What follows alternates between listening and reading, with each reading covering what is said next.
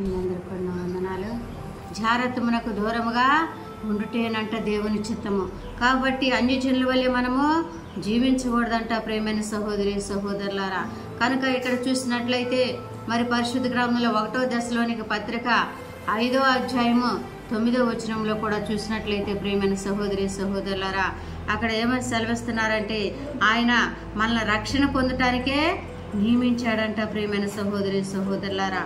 ఎందుకనగా మన ప్రభు అయిన యేసుక్రీస్తు ద్వారా రక్షణ పొందుటకే దేవుడు మనల్ని నియమించిన గాని ఉగ్రత పాలవుటకు నియమింపలేదు. ఏంటండి?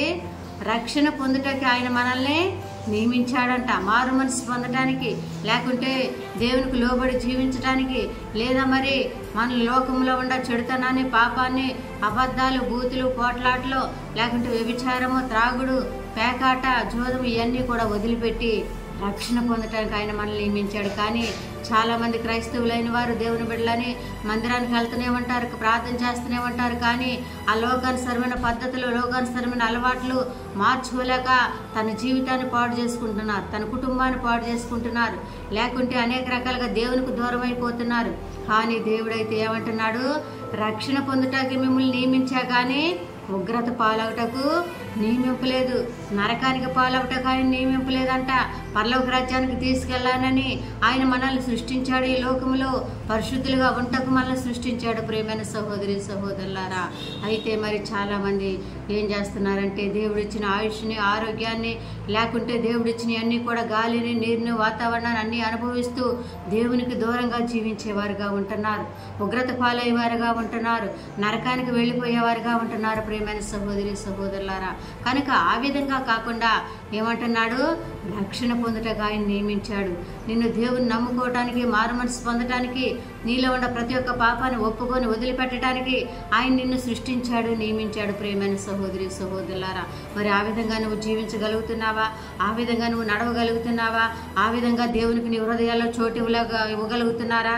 మరి ఏ విధంగా ఉంది మన జీవితం, మన ప్రవర్తన, మన క్రియలో, లేకుంటే మన భక్తి, మన విశ్వాసము దేవునిలో ఏ విధంగా ఎదగలిగేవారుగా ఉంటున్నాం ప్రేమైన సహోదరి సహోదరులారా. పరిశీలన చేసుకొని నువ్వు ఉగ్రత పాలవ్వకూడదని, నష్టపోకూడదని, శ్రమలు, వ్యాధులు, బాధలు, మరి నష్టాలు అనుభవించకూడదని ఆయన రక్షణ పొందుటకు నేను నియమించాడు ప్రేమైన సహోదరి సహోదరులారా. కనుక ఇక్కడ చూసినట్లయితే 1వ పేతురు గ్రంథము 1:16లో కూడా చూసినట్లయితే ప్రేమైన సహోదరి సహోదరులారా, మనం అంట ప్రతి విషయంలో ఎట్లా ఉండాలంట? పరిశుద్ధులుగా ఉండాలంట ప్రేమైన సహోదరి సహోదరులారా. ప్రతి ఒక్క విషయంలో, మన మాటల్లో కావచ్చు, మన ప్రవర్తనలో కావచ్చు, మన చూపుల్లో కావచ్చు, మన క్రియల్లో కావచ్చు, మన తలంపుల్లో కావచ్చు, ఉద్దేశాల్లో కావచ్చు, మన నడవడికలో కావచ్చు, ప్రతి ఒక్క విషయంలోనంట ఆయన ఏం చేశారంట? పరిశుద్ధులుగా ఉండటానికి మనల్ని నియమించారంట ప్రేమైన సహోదరి సహోదరులారా. కాగా మీరు విధేయులకు పిల్లలై మీ పూర్వపు అజ్ఞాన దశలో మీకుండిన ఆశలను అనుసరించి ప్రవర్తింపక మిమ్మును పిలిచిన వాడు పరిశుద్ధుడై ఉన్న ప్రకారము మీరును సమస్త ప్రవర్తన యందు పరిశుద్ధులై ఉండాలి. ఏంటంటండి? సమస్త ప్రవర్తన యందు పరిశుద్ధులుగా ఉండటానికి ఆయన పిలిచాడంట ప్రేమైన సహోదరి సహోదరులారా. ఎట్లా ఉండాలంట? ప్రియులైన కాగా ఏంటండి? నేను పరిశుద్ధుడై ఉన్నాను కనుక మీరును పరిశుద్ధులై ఉండుటకు వ్రాయబడి ఉన్నది. ఏంటంట? దేవుడు పరిశుద్ధుడు, నీతిమంతుడు, లేకుంటే మరి అనేక మందికి మేలు చేసేవారుగా, సహాయం చేసేవారుగా, అనేక మందిని బాగు చేసేవారుగా ఉన్నారు. కాబట్టి అదే విధంగా నేను పరిశుద్ధుని కనుక మీరు కూడా పరిశుద్ధంగానే ఉండండి నా బిడ్డలైన వారు అని చెప్పేసి అంటున్నారు ప్రియమైన సహోదరి సహోదరులారా. కనుక మీరు విధేయులకు పిల్లలై ఏంటంట? విధేయత చూపించాలి దేవునికి మనం విధేయత చూపించాలి, భయపడాలి, లేకుంటే ఆయన యందు భయభక్తి కలిగి జీవించాలి ప్రియమైన సహోదరి సహోదరులారా. వినయ విధేయత కలిగి ఉండాలి, తగ్గింపు స్వభావం ఉండాలి. మనలో గర్వం, అతిశయం, ప్రెస్టేజీ అవన్నీ కూడా తీసేసుకొని ఎట్లా ఉండాలంట? విధేయత. ఆయన మనిషి కుమారుడుగా వచ్చాడు, దేవుడు అయ్యిండంట. ఆయన విధేయత చూపించి మనిషి కుమారుడుగా పుట్టి మనందరి యొక్క పాపాలను ఏం చేశాడు? క్షమించాడు ప్రియమైన సహోదరి సహోదరులారా. మనందరి పాపాలను ఏం చేశాడండి? సిలువలో బలి అయిపోయాడు, ప్రాణం పెట్టాడు. ఆయన విధేయత చూపించాడు సిలువలో. ఆయన ఏ విధంగా విధేయత చూపించాడు మనం కూడా అంట ఆ విధంగా విధేయులైన పిల్లల వలె ఉండాలంట.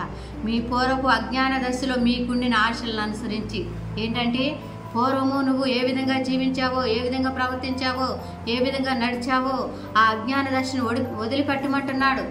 ప్రియమైన సహోదరి సహోదరులారా, దేవుని తెలియక ముందు నువ్వు లోకములో, పాపములో, చెడుతనములో అనేక రకమైన అలవాట్లతో నీ జీవితాన్ని పాడు చేసుకొని, నీ కుటుంబాన్ని పాడు చేసుకొని, అల్లరిపాలు, అవమానపాలు, హేళనపాలు అయిన బ్రతుకు, అటువంటి బ్రతుకునంట విడిచిపెట్టి వదిలిపెట్టంట దేవుని సన్నిధి కంట వచ్చి ఆ జ్ఞాన దశను వదిలిపెట్టంట ఏం చేయాలంట?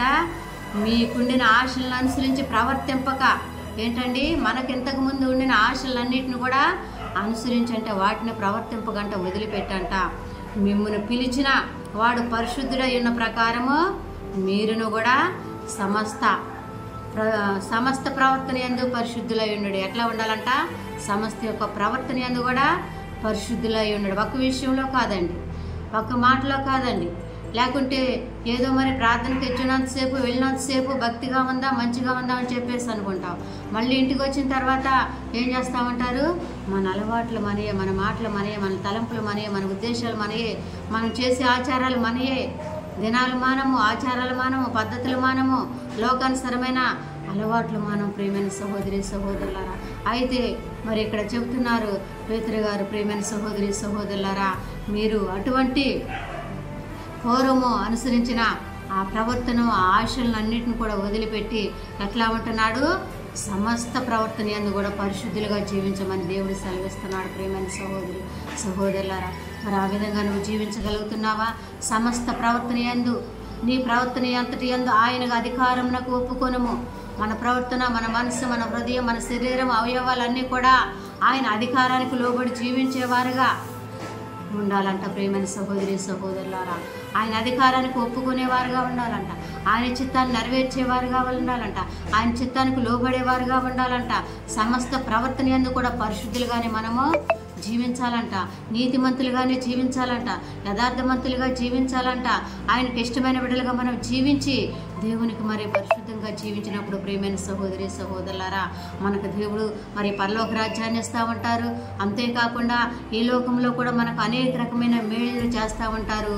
మరి చనిపోయినా సరే నీకు దేవుని రాజ్యాన్ని అనుగ్రహిస్తూ ఉంటారు. కనుక ప్రియమైన సహోదరి సహోదరులారా, మరి నీ యొక్క ప్రతి ఒక్క విషయంలో సమస్త ప్రవర్తన యందు కూడా ఎట్లా ఉండాలంట? ప్రతి ఒక్కరూ పరిశుద్ధత కలిగి జీవించాలి. పరిశుద్ధత లేకుండా ఎవరినో ప్రభువును చూడలేరు.